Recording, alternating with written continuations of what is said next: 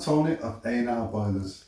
In today's video we're going to be talking about the things you should do in the event of a boiler breakdown, meaning the things you should check before you call it out. So the first thing to check is to see if the boiler is actually turned on. So you can see here that this switch is turned off. Now this is quite typical. Somebody could come along, accidentally turn it off, think it's a light switch or something, and then you've got a boiler breakdown situation. The next thing you can check is to see if the fuse is actually blown as well.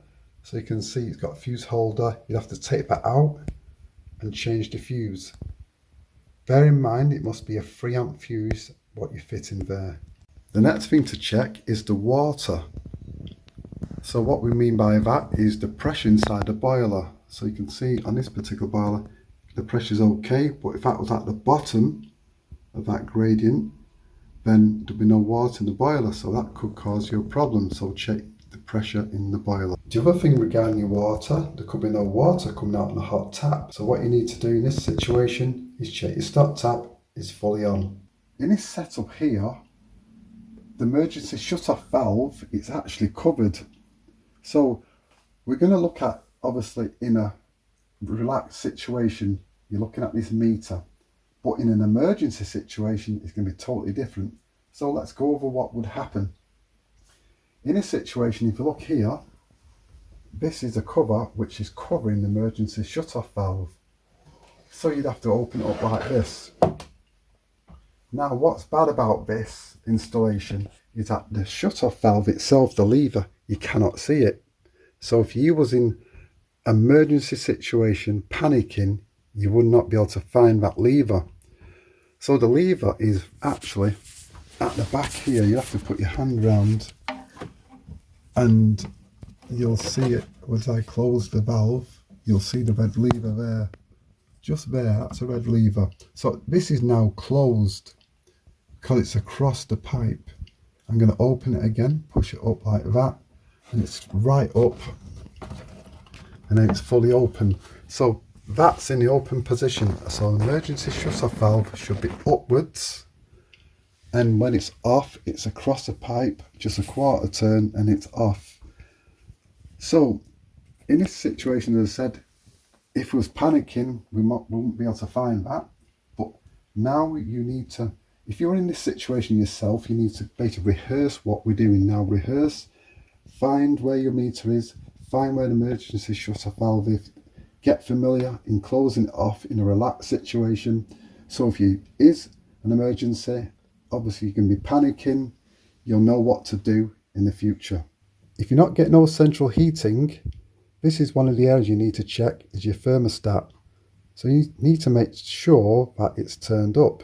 So let's look on this electronic one here. So if I see it's turned down, obviously if it was right down like this, you're not going to get no heating. So make sure that your thermostat is turned up. Another area what you need to check if you're not getting no heating is your thermostat on your radiator or your radiator valve. You need to make sure these are fully open. So this is closed.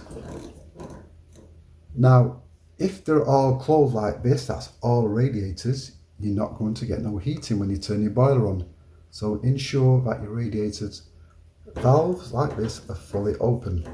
Another thing to consider, have you had anyone work on your boiler who's not gas safe and competent to do so?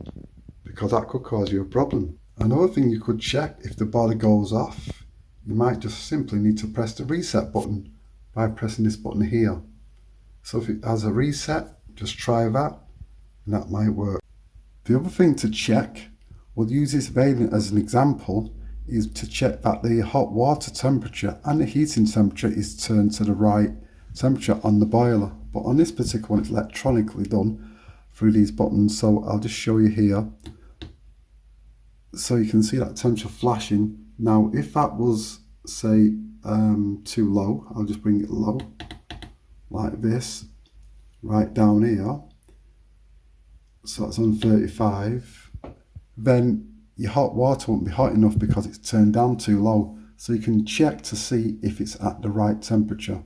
Same with the heating. Now on other boilers what don't have this type of design, they have like knobs, what you turn, just simple knobs. So just make sure they're simply turned into the maximum position just by turning them. So that's something you can do before you call us out. Thanks for watching this video. Hopefully it was helpful for you. However, if this video didn't resolve your problem, we can help.